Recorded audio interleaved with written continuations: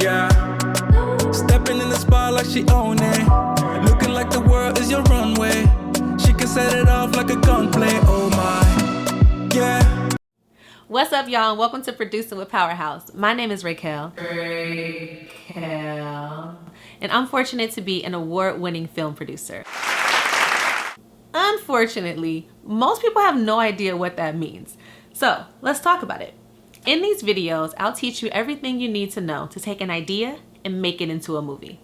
All right, class, let's begin. Before we get into who a producer is, let's get into who a producer is not. They call me Hell. They call me Stacy. They call me Her. They call me Jane. That's not my name. I am none of those people. I hire those people. A producer or producers are the people who take the script and put everything together in order to make it into a movie. That includes developing the script, hiring the director, casting the talent, obtaining licenses for music, artwork, and other copyrighted materials, securing funding, obtaining permits, renting cars and locations and props and equipment, paying everybody, and so much more. Like literally so much more. Like so much more. So much more. There are several different types of producers. There are producers, lead producers, associate producers, co-producers, line producers, supervising producers, story producers, field producers, executive producers. That's a whole lot of producers. And they all do completely different things. But one thing I am not, have never been, and don't ever want to be is an executive producer. Don't call me when you need money. Call me when the money's already in the bank. Okay?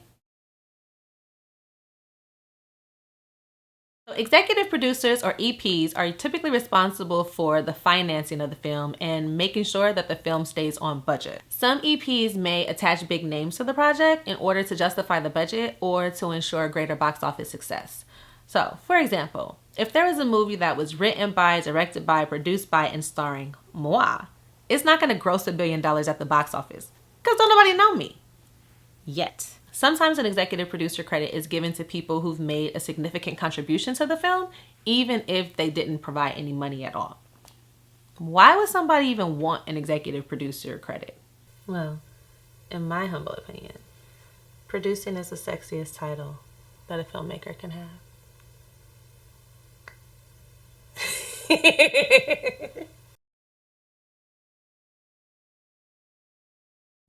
Let's get into line producing. I probably line produce more than I actually produce. And that's because people will call me and say, hey, we're about to shoot something. Can you do a budget for us? Can you do a schedule for us? Can you come handle all the money and make sure everybody signs their contracts and things like that? Line producers help with the financing.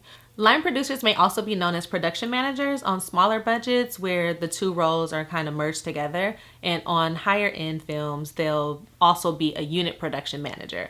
So from my understanding, the difference is line producers and production managers fall under the Producers Guild, whereas the unit production managers fall under the Directors Guild. So the credit that someone gets will count towards their guild membership eligibility. So you want to make sure that you always give people the right credit.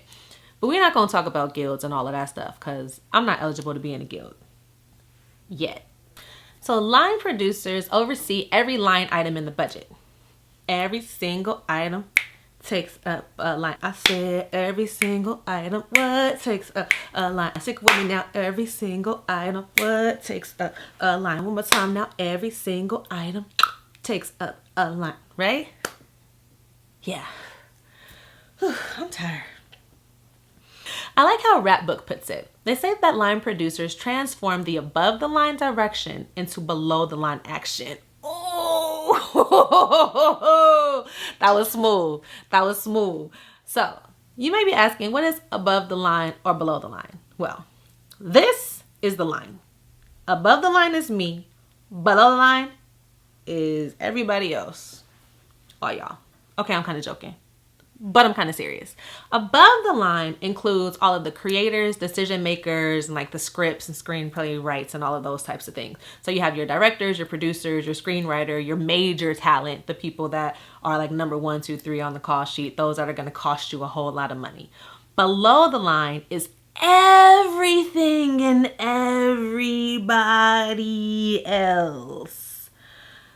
And it's a long way down, honey. Line producers also manage the set during production, and they work closely or work directly. You have got to. One of the most important jobs that a line producer can do is break down the script. Breaking down the script is my absolute favorite thing to do as a producer. Hands down. It is extremely time consuming, and it is painstaking and tedious, but it's extremely rewarding. It ensures that I am prepared for everything because it teaches me every single thing there is to know about the story and every single thing that is needed for production. No one knows a film or production more intimately than a person who's broken down the script. Period. And you can bet that.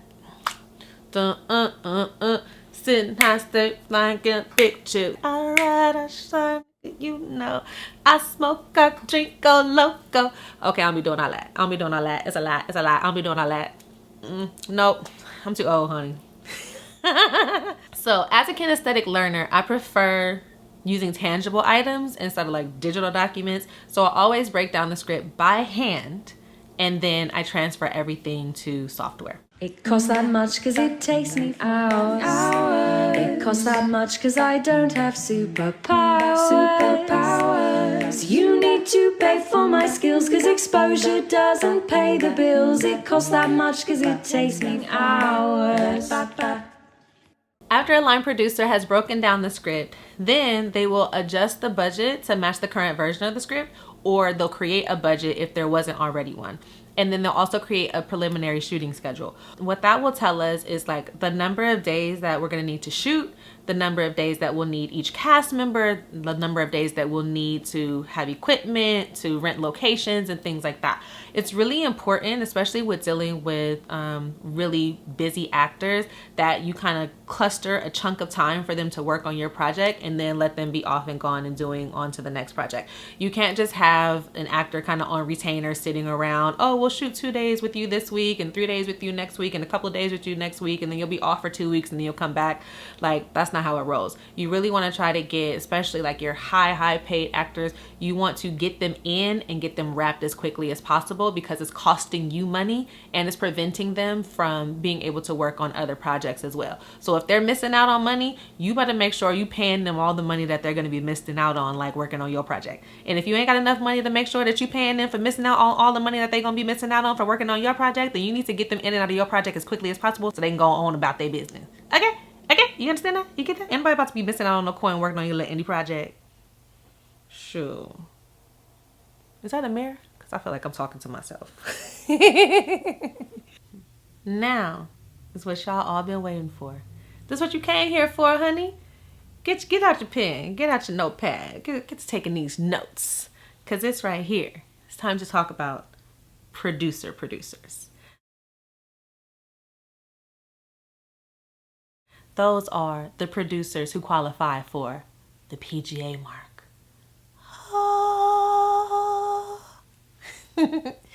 So PGA mark qualifying producers are the producers who have been with the project from inception to distribution or exhibition. They have had a significant amount of control and decision making in the filmmaking process. For non-PGA qualifying producers, they probably came on and did a bunch of work, but they did not have a lot of control.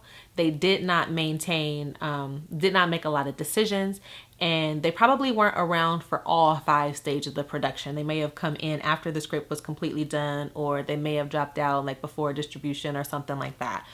The producers, like the real ones, the higher ones, the big wigs, the bosses, under the executive producer, but still the boss. They are the ones that are in charge of production. On indie projects, they typically will own the film.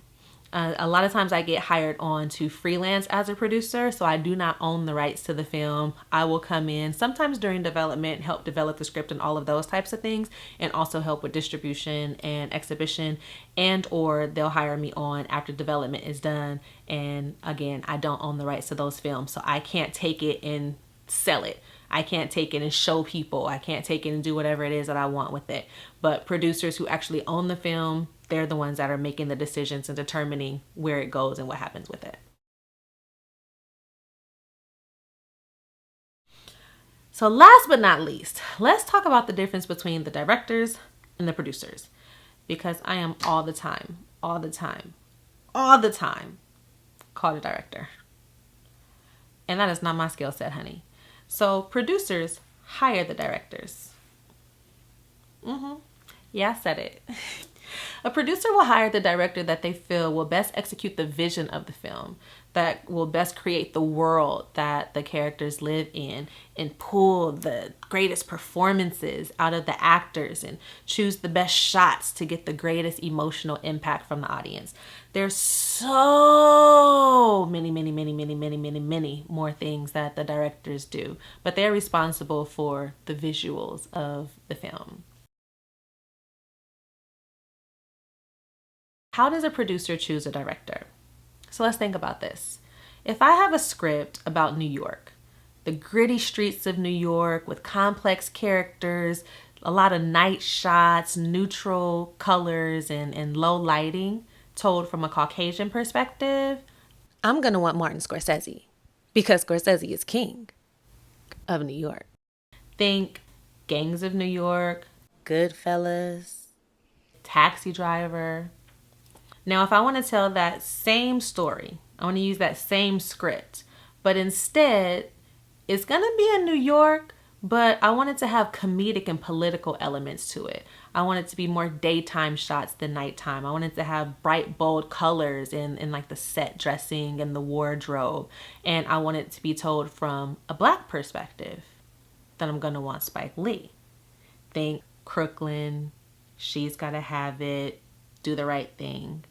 Both movies are going to be amazing, but they'll be very different, and they'll attract different audiences for different reasons. And that's also going into profitability, which is something that producers absolutely must know. Who is your audience, and how much money can this film make? Hey, child, I'm tired. Are you tired? I'm tired. That was a lot of information. That was a lot. That's just setting the foundation.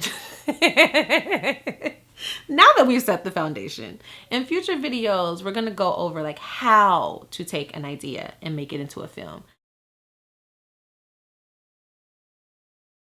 So things we'll talk about: breaking down a script, developing stories, working with screenwriters, working with your cast, working with your crew, hiring a director, creating a budget, creating a schedule, securing permits, working with guilds, working with unions, working with film commissions, entering to film festivals versus distribution, catering, payroll, and so much more. Well, that's it, y'all. We didn't come to the end. And if you stuck with me this far, that means you like me. You like what I had to say, huh? You enjoyed that conversation? I enjoyed that conversation too. So make sure you keep tuning in.